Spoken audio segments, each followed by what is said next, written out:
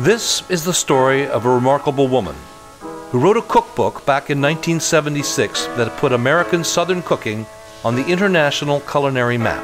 Because she was the queen, the Grande of Southern cooking.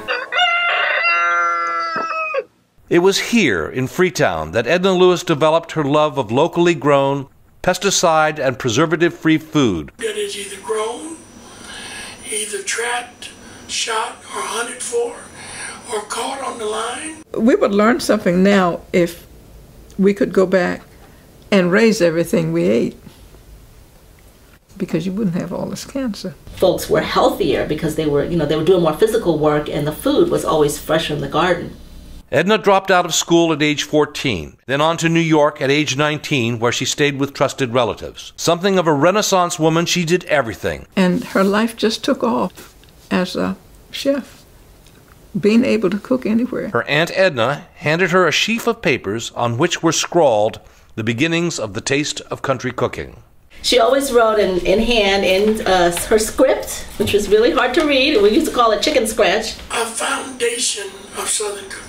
Not just, a book. In the beginning, blacks were really the only cooks, and they are the ones that developed the food of the South, which they call Southern hospitality. African Americans have been the backbone of Southern cooking from the beginning. As the book gained in popularity, Edna's star began to rise. She became someone that everybody could legitimize their comments by quoting Edna. How Edna Lewis wanted to be remembered is as a cook. She didn't like to be called chef. Edna Lewis said, Edna Lewis said, Edna Lewis said.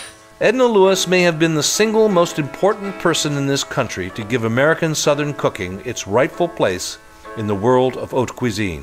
What she did really translated into what her life was. What she started doing as a young person, coming up a decent life here in Virginia, and how it carried off through. But family was always important to her.